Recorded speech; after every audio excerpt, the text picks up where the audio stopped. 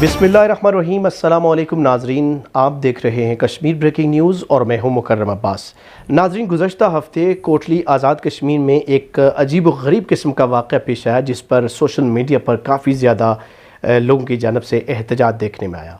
कोटली आज़ाद कश्मीर की हर दिल अजीज़ सियासी और समाजी शख्सियत ज़हीर अब्बास चौधरी साहब के साथ पुलिस का नाज़ेबा सलूक इस वक्त मौज़ूए बहस बना हुआ है और आज हमारे दरमियान मौजूद हैं ज़हीर अब्बास चौधरी, जिन्हें पुलिस ने गुज़श्ता हफ़्ते फ़ेसबुक पर मैसेज करने के जुर्म में उनके घर से गिरफ़्तार किया और मीरपुर ले जाकर इनके साथ इंतहाई नाज़ेबा सलूक किया। इन्हें बरहना किया गया, इनकी तस्वीर बनाई गई, वीडियोज़ बनाया गया और बकौल ज़हीर अब्बास चौधरी के इन्हें ब्लैकमेल किया गया और 164 का जो बयान है वो अपनी मर्ज़ी का पुलिस ने दर्ज करवाया। और उसके बाद जब कोटली में ज़हीर अब्बास चौधरी पहुँचे तो उन्होंने इस वाक़े पर शदीद एहतजाज किया और जिसने वो वीडियो देखी और वो इंकशाफात मंजर आम पर आए तो लोगों ने इस पर शदीद एहतजाज किया। आज ज़हीर अब्बास चौधरी साहब हमारे दर में मौजूद हैं। सर, मैं आपसे इस वाक़े की तफसील पूछना चाहूँगा कि ये इतना बड़ा इंसिडेंट, इतना बड़ा हादसा, इतना बड़ा वाक़या कैसे पेश आया?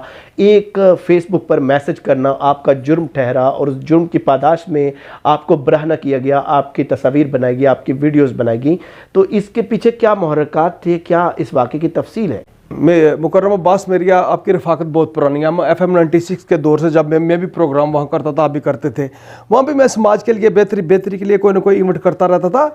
ये जो वाक़या हुआ है ये मेरे शनीद में नहीं था कि चूँकि शहनवाज भट्ट और शहजाद राठौर दोनों मेरे दोस्त हैं, वो भी सहाफ़त करते हो, मैं भी कालम नगारी करता हूँ। मैं तो पिछले डेढ़ साल से जब डॉक्टर ने मना किया कि मेरी नेक में प्रॉब्लम है तो मैंने लिखना छोड़ दिया, तो वो दोनों करते। तो उसमें यह हुआ कि काफ़ी अरसे थे हमारे जो SP साहब है, मैं उन्हें जानता ही था, मैं उनको आज भी नहीं जानता हूँ। वो कोटली जहाँ लगे 1.5 साल वो जहाँ रहे, तो उनने जो काम किया, जो उन्होंने नेटवर्क तोड़े यहाँ पे आके जो ड्रग के डीलर थे, तो मैंने बहुत अप्रिशिएट किया मुख्तलिफ हल्कों में बैठ के। लेकिन कुछ साथी उनके पीछे लगातार उनकी किरदारकुशी कर रहे थे और वो हद से ज़्यादा उनकी तारीफ़ें कर रहे थे। देखिए, तारीफ़ भी एक हद तक अच्छी लगती है, तो मैं शहनवाज भट्ट को छेड़ने के लिए मैंने कहा कि तुम तारीफ़ों के पुल बांध रहे हो। तुम्हारा जो दूसरा दोस्त है वो कहता है इनका पेंट हाउस में, सेंटोरिस में पेंट हाउस है, ये कोटली फला मकसद के लिए आए थे, तो तुम दोनों एक ही गली में रहते हो, तो बैठ के तय क्यों नहीं कर रहे थे कि अच्छे हैं या बुरे? मेरा इसके अलावा SP साहब या उस पूरे सिस्टम के साथ मेरा कोई तल्लुक़ नहीं है। मेरी उम्र 50 साल है और ये कोटली थाने में मेरे खिलाफ एक भी सिंगल किसी बंदे की तरफ से मेरे खिलाफ दरख्वास्त हो तो मुझे बताएं, या मैंने किसी बंदे के खिलाफ दरख्वास्त दी। हम बड़े पुरअमन से लोग हैं, हमने हमेशा कानून की हुक्मरानी की बात की है, लेकिन माशरे में तो जब उन्होंने मुझे आके एक बंदा भेजा कोटली और साथ 2 पुलिस वाले थे, वो मुझे कहने लगे कि आपको SP साहब याद फरमा रहे, तो मुझे तो पहले समझ ही नहीं लगी कि SP साहब कौन से याद फरमा रहे। तो जब वो बल्दिया के दूध से मुझे निकाला उन्होंने, तो मैंने कहा कौन से SP साहब? ये तो पीछे रह गया, कह रहा नहीं SP मीरपुर। तो मैंने कहा क्या मामला हुआ? फिर उसने मेरे साथ डिस्कस की, तो मैंने कहा ये भी कोई मामला नहीं, मैं चलने के लिए तैयार हूँ। मैं SP साहब के बारे में ये तो मैं साफ़ियों के ज़र्द साफ़त के बारे में मैं बात की है। एक गुलाबे बनता आसमानों तक ले जाता है, एक बंदे को उतारता ज़मीन में ले जाता है। जब हम पहुँचे अकालगढ़ तो उन्होंने जनाब मुझे आगे पार्सल कर दिया नसीर रमिया SHO के पास। वहाँ आगे थोथाल का SHO आया हुआ था और वो मुझे थाने में लेके गए और मुझे बार बार ठड्डे मार के पूछे कि बताओगे तुम्हें किससे कहा ये कमेंट करने के लिए? मैं आज 27वीं का रोज़ा है, मैं भी रोज़े में हूँ, आप भी रोज़े में हैं, हम सब ने मार जाना, कुल्लु नफ्सिन ज़ायक़ातुल मौत। वही लोग ज़िंदा रहते हैं जो हक बात पर कायम रहते हैं, वही लोग ज़माने में ज़िंदा रहते हैं जिन्होंने इंसानियत की बात की, ला इलाहा इल्लल्लाह मुहम्मदुर रसूलुल्लाह। मैंने कहा मुझे किसी ने यह नहीं कहा मैं आप पे कमेंट करूँ, मैंने कमेंट किया, मैं खुद जिंदा शहरी हूँ, मैं कमेंट कर सकता हूँ 2 साथियों पे कि तुम बेजा तारीफ़ें क्यों कर रहे हो और तुम बेजा उसकी मुखालफत क्यों कर रहे हो। मैं ये कमेंट कर सकता हूँ, ये मेरी राय है, मैं कर सकता हूँ, मैं आज़ाद शहरी हूँ। तो जनाब उन्होंने मुझे वहाँ पर पकड़ के मेरे कपड़े उतारे, मेरी वीडियो फिल्में बनाई और मुझे ये कहा गया कि आज के बाद हमारे SP साहब के बारे में कोई रिमार्क्स दिए तो ये वीडियो तुम्हारी सोशल मीडिया पर आ जाएंगी। सुबह का टाइम था, अज़ानें हुई, मैंने पानी का गिलास पी के रोज़ा रखा, फिर उनके साथ थोथाल थाने चला गया। 6 घंटे उन्होंने मुझे वहाँ बिठाए रखा, फिर उन्होंने 11 बजे मुझे SDM की अदालत में पेश किया। तो SDM साहब उधर उन्होंने मेरे हाथ में दरख्वास्त दी 164 के बयान की। तो मुझे SDM क्या लगा कि आप 164 का बयान देना चाहते हैं? तो मैंने कहा सर मुझे तो पता ही नहीं है कि 164 का बयान क्या होता है। तो उन्होंने कहा आप मर्जी, मैं मर्जी से कोई बयान नहीं देना चाहता, पुलिस अपनी स्किन सेव करना चाहती है। तो ये बात सुन के तो SDM हंस के चला गया और उसने क्लर्क को कहा कि इनका बयान लिख लें। तो यही दो बंदे, जो नसीर SHO और वो जो जोएब SHO है, इन्होंने उसको जो लिखवाया कि तुम लिखो कि शहजाद राठौर ये करता वो करता। मुझे क्या पता शहजाद राठौर, अब मुकर्रम आप मेरे दोस्त हैं, हम बहुत अरसा गठे रहे। पिछले 6 साल आप क्या करते रहे, आपको क्या पता? आप मुझे क्या पता आप क्या करते रहे? जब मैं पिछले 6 साल क्या करता, आपको कुछ पता है? तो मुझे क्या पता आप क्या कर रहे? आप दोस्त मेरे अजीज हैं, मैं आपका बड़ा भाई हूँ, लेकिन हमें क्या पता आप क्या करते हैं? शहजाद राठौर मेरा दोस्त जरूर है, लेकिन उसकी निजी लाइफ क्या है मुझे क्या पता वो क्या करता है। शहनवाज भट्ट मेरा दोस्त जरूर है, लेकिन उसकी निजी एक लाइफ है, मुझे क्या पता वो क्या करता है। ठीक है, मैं तो इतना ही जानता हूँ जितना हम एक दोस्त दूसरे के सामने। तो फिर जब उन्होंने मेरे उधर बयान लिए, मैंने वो साइन किए, फिर उन्होंने मुझे SP साहब के दरबार में पेश किया। SP साहब ने मुझे कहा कि मैं 1.5 साल कोटरे या एडमिट किया उन्होंने, मैंने आपको नहीं देखा। मैंने कहा मुझे अर्सा हो गया ये चीज़ें छोड़ के। मैं घर के पास एक मस्जिद है, अभी आपके बैठे हुए मस्जिद में फ़ोन आया था कि आप आए नहीं हैं, अभी भी फ़ोन आया। तो मैंने कहा मैं वहाँ बैठ के दिन की तालीम हासिल कर रहा था, बहुत सी मैंने तफसीरें पढ़ी हैं, बुखारी और मुस्लिम का मैंने मुताला किया, मैं नहीं कामों में मसरूफ़ हूँ। और आपने उजरे से एक मौलवी को निकाल के दोबारा से फ्रंट लाइन में खड़ा कर दिया। मेरा क्या तल्लुक़ कैसे? क्या मैं एक आज़ाद शहरी होने के ऐसी तो सवाल नहीं कर सकता? क्या मैं अपने बच्चों के मुस्तक़बिल के बारे में सवाल नहीं कर सकता?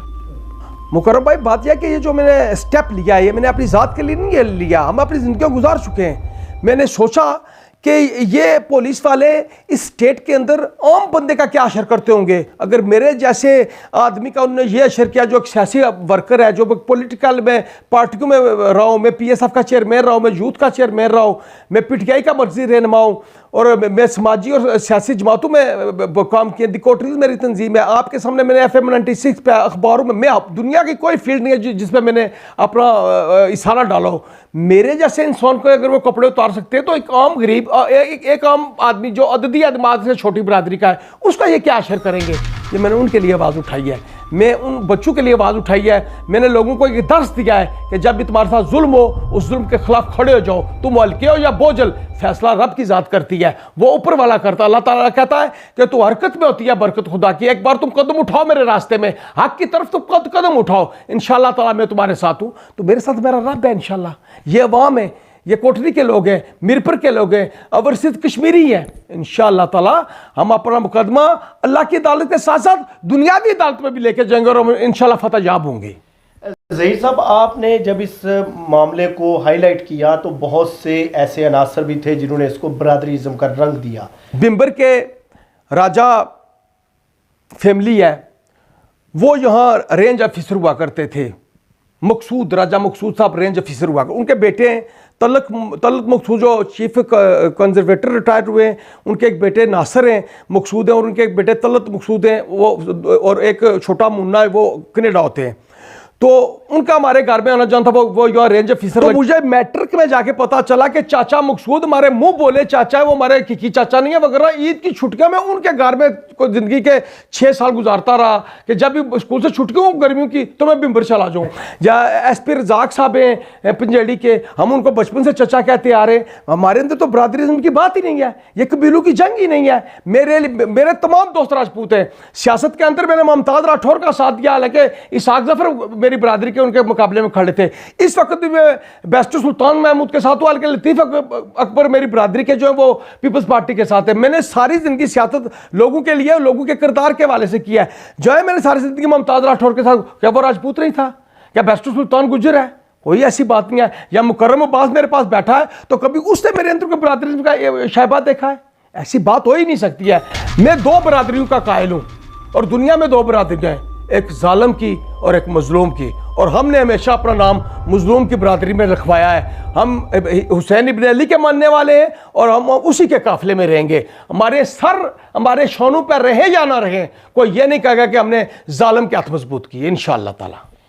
ज़हीर चौधरी साहब, अभी जो सूरत हाल है, आपका ताल्लुक़ पाकिस्तान तहरीक इंसाफ से है, लेकिन आपके साथ जो हमदर्दियाँ हैं पाकिस्तान पीपल्स पार्टी की भी हैं और भी बहुत से सियासी जमातों की भी हैं, आम छोटे तबके के लोगों की भी हैं। लेकिन कहा यह जा रहा है और देखा यह जा रहा है कि पाकिस्तान तहरीक इंसाफ की जानिब से कोई वाज़ेह तरीके से मुज़म्मती बयान सामने नहीं आया। इसके पीछे क्या कहानी कार? देखिए, तहरीक इंसाफ में एक प्रॉब्लम है, ये जो नई लाट आई है इसमें एक प्रॉब्लम है कि ये फेसबुक की कारकुन है। इन्होंने तहरीकें देखी नहीं है। और पीपल्स पार्टी मेरी मदर पार्टी है। मैं जिस घर में पैदा हुआ उस घर के छत पर पीपल्स पार्टी का झंडा लगा हुआ था। मैं बाई बर्थ पीपल्स पार्टी वालों में से हूँ। हमने पीपल्स पार्टी जरदारी के उस रवैये की वजह से छोड़ी, या जो उन्होंने फरियाल तालपुरी एक कल्चर डेवलप किया उसकी वजह से छोड़ी। तो मेरा तल्लक बाई बर्थ पाकिस्तान पीपल्स पार्टी, तो हम तहरीकी लोग हैं। तो तहरीकी लोग ही तहरीकों की हिमायत कर सकते हैं। या मैंने पीपल्स पार्टी छोड़ देने से ये तो नहीं हुआ कि जो मेरी खिदमात रही है पीपल्स पार्टी को उनको याद नहीं है, उनको याद है। तो ये इंटरनेट की वाली जमात है ये पीटीआई, तो इन्होंने फेसबुक पे ही मजम्मत कर उन्होंने कर दिया है, तो मजबूत मजम्मत भी नहीं की। उसके अंदर बहुत से राज हैं, आप भी जानते हैं, मैं खुल के बात नहीं करना चाहता। अभी और मेले लगेंगे, अभी इश्क इम्तहान और भी हैं। मेरी जो बात है उसूलन बात है अपना मुकर्रम अब्बास के याद रखें, अगर मैं बोलता ना तो ये बड़ा जुल्म होता आने वाली नस्लों के साथ, और मैं अपनी आने वाली नस्लों को गैरतमंद नस्लें देखना चाहता हूँ इंशाअल्लाह ताला। लेकिन ज़हीर साहब, अगर आपको इंसाफ ना मिला तो ये भी तो इस कौम के साथ बड़ा जुल्म होगा, इस बारे में क्या कहेंगे? मैं हक पे हूँ तो इंसाफ ना मिले, ये मुमकिन नहीं है। देखें, बाजार बंदा हार सकता है। वो मियाँ साहब कहते हैं जितन जितन हर कोई खेडे ते हारन खेड फकीरा, जितन दा मुल कोडी पेंदा ते हारन दा मुल हीरा। ये नहीं हो सकता। बाजार बंदा, बाजार तो हुसैन भी हार गया था जंग, उसके घर के 72 बंदे उस समेत शहीद हो गए। लोगों ने कहा वो रेत के अंदर मिट्टी के साथ मिट्टी बन गया। लेकिन 1400 साल गुजरने के बावजूद आज भी मजलूम हुसैन का प्रोटेस्ट करते हैं और यजीद पे लानत भेजते हैं। कोई जंग हारता नहीं है। बाजार गेम इधर उधर हो सकती है, लेकिन इंशाअल्लाह ताला अगर आप तारीख में जिंदा रहना चाहते हैं तो उसके लिए वो फतह ज़रूरी नहीं है कि अभी मुझे कोई लिख के देगा उसको फांसी लगे। मैं एसपी साहब को फांसी तो नहीं लगवाना चाहता, मुझे सिर्फ इंसाफ चाहिए। अगर वो गिल्टी है, मेरे कपड़े उन्हें उतारे, मेरी उनसे ये जंग है कि मैं उनकी वर्दी उतरवाऊंगा, मैं उनको नंगा नहीं करूंगा, लेकिन मैं उनके जिस्म पर वो वर्दी नहीं रहने दूंगा जो उन्होंने मेरे हिफाजत के लिए पहनी है और उन्हें मेरे कपड़े उतार दिए। इसके अलावा कोई जंग नहीं है। ज़हीर चौधरी साहब, एक तरफ पुलिस फोर्स है जिसके खिलाफ आप आवाज़ बुलंद कर रहे हैं, जुल्म के खिलाफ बोल रहे हैं, दूसरी तरफ सहाफ़त है, वो जर सहाफ़त के जो लेकिन मजलूम की आवाज़ को छुपाती है। तो आप किस किस का मुकाबला करेंगे? हमारी सहाफ़त भी इतनी मजबूत है और दूसरी तरफ हमारी पुलिस और इंतजामी इदारे भी अपनी जगह पे इस तरह मजबूत हैं, तो ज़हीर अब्बास चौधरी किस जगह पे खड़ा है? मुकर्रम अब्बास, मैं आपको एक बात बताऊं, मुझे इमरान खान की एक बात बहुत पसंद आई है। उसने कहा कि आपका मिशन, आपके जज्बे सच पे कायम होने चाहिए। दुनिया की कोई ताकत आपको रोक नहीं सकती, दुनिया की कोई ताकत आपका रास्ता नहीं रोक सकती। पाकिस्तान के तमाम ब्लैकमेलर आपने देखे इमरान खान के ख़िलाफ़ थे, वो सब परेशान और वज़ीर आज़म है। मुझे किसी रमज़ानी सुपरदारी साफ़ी से नहीं डरना चाहिए, मुझे किसी अतीक सुजुकी से नहीं डरना चाहिए। मैं 2 नंबर साफ़ियों का तो जद्द अमजद से दुश्मन हूँ। अगर आप वो मेरे कालम मैंने 2017 में लिखे थे, वो ज़र सहाफ़त के ऊपर लिखे थे। ये सुपरदारी साफ़ी मेरे ख़िलाफ़ जंग करेंगे, मेरे ख़िलाफ़ जंग करने के लिए शेर जितना दिल होना चाहिए इंशाअल्लाह ताला। हम मठ पे खड़े हैं। सबसे बड़ी बात है कि कहते हैं बंदे के दिल में सच्चाई हो तो वो दुनिया की किसी ताकत से नहीं डरता। मैं क्यों डरूं? मैं ना क्रिमिनल हूं, ना मैं किसी माफिया का बंदा हूं, ना मैं लैंड माफिया का बंदा हूं, ना कि मैं दुनिया की किसी माफिया का आदमी नहीं हूं। मैं तो हमेशा माफिया की आंखों में आंखें डाल के बात करने वाला आदमी हूं। मैंने हमेशा अपने बच्चों के मुस्तकबिल की बात की है। मैं नहीं डरता भाई। वैसे आज़ाद कश्मीर ने बड़े बड़े टॉप के साफ़ी पैदा किए, बिम्बर से लेकर मीरपुर तक, मुजफ्फराबाद तक बड़े बड़े इनकलाबी साफ़ी हैं। कोई दौर हुआ करता था कि जब कोई तहरीक चलती थी, कोई 10 बंदे गिरफ्तार होते थे, उसमें अगर 6 सियासी वर्कर थे तो 4 साफ़ी गिरफ्तार हुआ करते थे।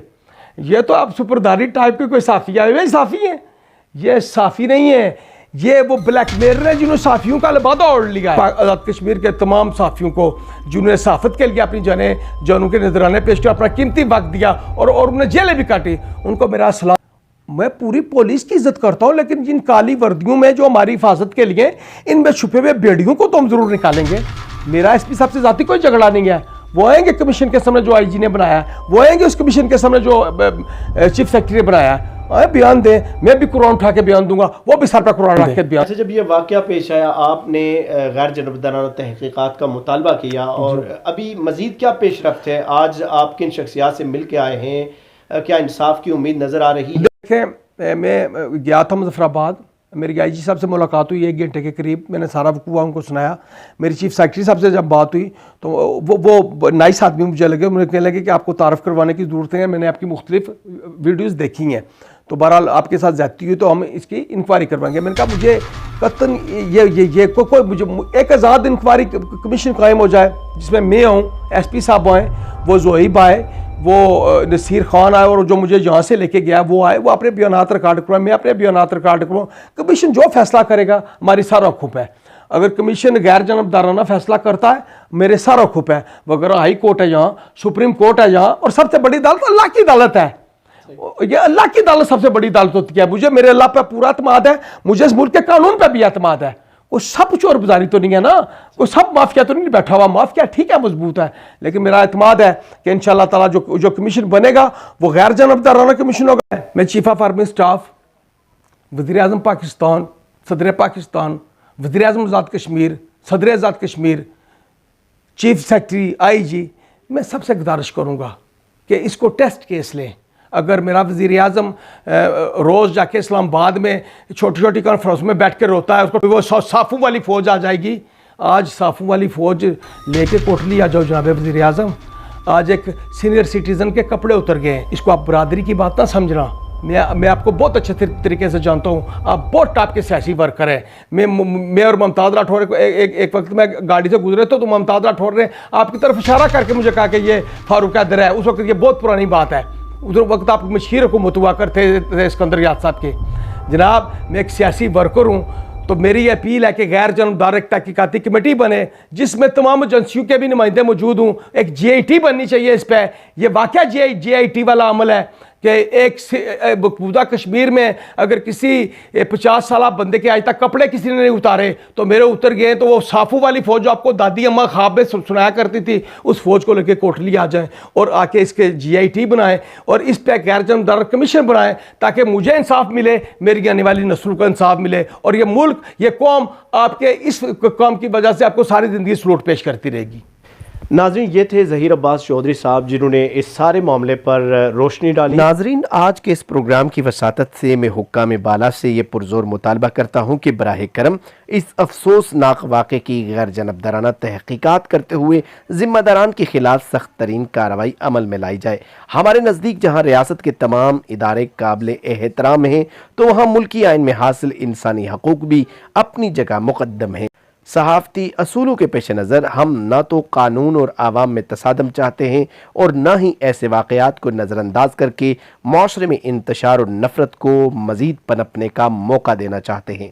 इस वाक़े की गैर जनबदाराना और मुनसिफ़ाना तहकीकात करते हुए कानून की बालादस्ती को यकीनी बनाया जाए, आवाम में पाई जाने वाली बेचैनी और बेयकीनी का अजाला किया जाए। अपने मेज़बान मुकर्रम अब्बास को दें इजाज़त, इंशाअल्लाह फिर होगी मुलाकात। तब तक के लिए अल्लाह हाफ़िज़।